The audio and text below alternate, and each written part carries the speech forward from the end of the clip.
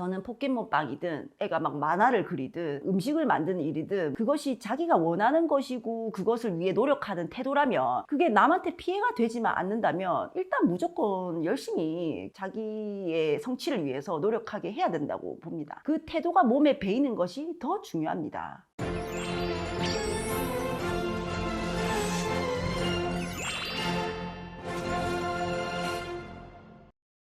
안녕하십니까. 고민 해결 의사쌤 이지원입니다. 오늘은 아이 키우면서 정말 학원이 종류가 많고 정말 많은 교육 정보, 육아 정보가 홍수처럼 쏟아진 이 시대에서 우리는 어떤 선택을 해야 될 것인가, 어떤 선택을 하느냐가 관건인 시대입니다. 이때 부모가 중심을 먼저 잡고 있고 그 중심에 맞춰 선택과 집중을 하는 것이 참 중요합니다. 근데 그 중심은 뭐냐? 우리 아이의 마음 자세라고 저는 생각합니다. 그리고 공부면 공부, 친구관계, 학원 선택 등 여러 가지 가지치기를 하는 거죠. 어떤 마음 자세를 유지하고 사느냐, 이것이 모든 결과의 원인이기 때문입니다. 제가 아들에게 어떤 마음 자세를 심어주고 있으며 이것이 왜 중요한지 말씀드리겠습니다. 먼저 포켓몬빵 얘기를 하겠습니다. 포켓몬빵을 얼마 전까지만 해도 엄청 찾아다니더라고요. 그래서 관찰해 봤는데 이 포켓몬빵을 찾아 헤매는 과정이 저희 아들 마인드 세팅에 분명히 도움을 주었습니다. 왜냐하면 이 포켓몬빵을 찾아다니는 이것이 자기가 원하는 것에 집중하고 그것을 구하기 위해 노력하는 것이었기 때문이었습니다.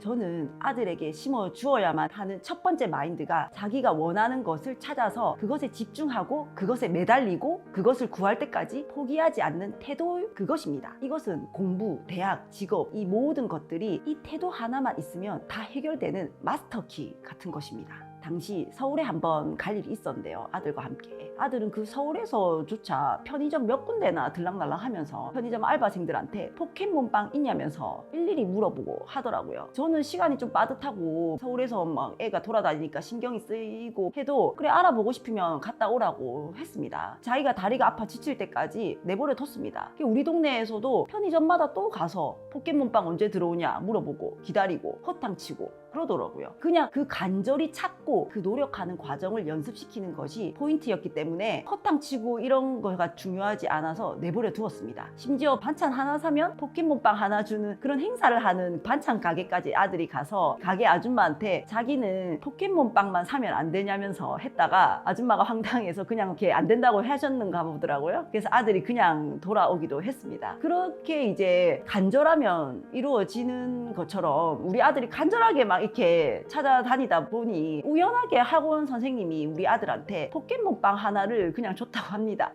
아들은 몇 날 며칠 거의 한 달 넘게 막 찾아다녔는데 그거를 탁 받으니까 정말 좋아하더라고요. 그래서 그때 제가 얘기를 했어요. 도경아, 네가 진짜 정말 간절하게 원하는 것이 있고 네가 정말 그렇게 너무 원하다 보면은 결국은 너한테 오게 된다 라고 말해줬습니다. 저는 하찮은 포켓몬빵이지만 아들이 이렇게 자기가 원하는 것을 갖기 위해 노력하는 것을 처음 봤습니다. 포켓몬빵이 중요한 것이 아니라 원하는 것을 얻기 위해 노력하는 태도 자체가 중요했습니다. 저한테는. 보통 애들이 포켓몬빵 얘기하고 막 그러면은 부모님들이 핀찬을 주실 수도 있잖아요. 포켓몬빵 그거 뒀다가 쓰려고 그냥 그만 얘기하고 숙제부터 빨리 해라, 바쁘고 서로 막 이렇게 하다 보면은 그런 말씀을 하실 수도 있거든요. 근데 저는 포켓몬빵이든 애가 막 만화를 그리든 음식을 만드는 일이든 그것이 자기가 원하는 것이고 그것을 위해 노력하는 태도라면, 그게 남한테 피해가 되지만 않는다면 일단 무조건 열심히 자기의 성취를 위해서 노력하게 해야 된다고 봅니다. 그 태도가 몸에 배이는 것이 더 중요합니다. 그리고 두 번째 마인드는 자기의 일을 자기가 책임지고 사는 것입니다.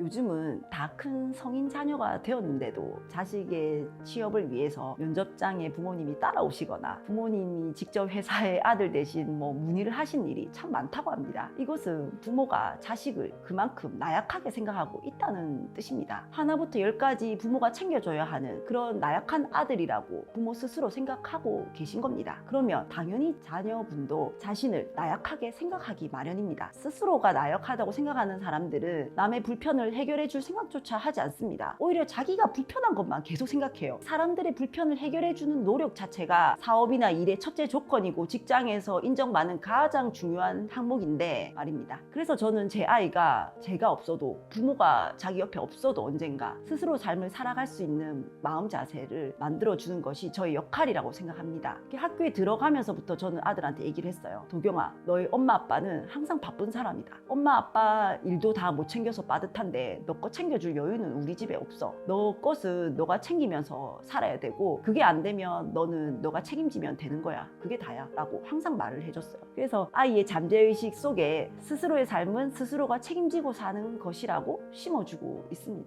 공부 마인드셋이 잘 되어 있으면 그 마인드 하나로 어떤 과목이든지 잘 적용하면 성적이 오르듯이 인생도 마찬가지입니다. 이 마인드 세팅 하나가 잘 되어 있으면 무슨 일을 하든지 결국은 성공하게 되어 있습니다. 여러분도 아이가 어떤 마인드 세팅을 가지면 좋을지 생각해 보시고 그것을 중심으로 삼아서 정보가 난무한 이 시대에 가지치기를 하셔야 됩니다. 잘 키워놓은 마인드 세팅 하나는 인생의 각종 문을 다 열 수 있는 마스터키가 되는 것입니다. 여러분도 공부 숙제를 강조하기 전에 이 마인드 세팅에 입각한 대화가 먼저입니다. 그러면 공부는 자연히 따라오게 되어 있습니다. 오늘 한번 여러분도 나의 마인드 세팅은 어떻게 되어 있는 것인가, 아이가 가졌으면 하는 마인드 세팅은 어떤 것인가를 한번 생각해보는 계기가 되셨으면 좋겠습니다. 감사합니다. 여러분 이 영상을 보시고 또 나는 또 이런 고민이 있다고 생각하시는 분들은 이 아래 그 링크에 메일이나 링크에 사연을 보내주시면 거기서 제가 도움 드릴 수 있는 분들에게 제가 성심성의껏 진심으로 도움을 드리겠습니다.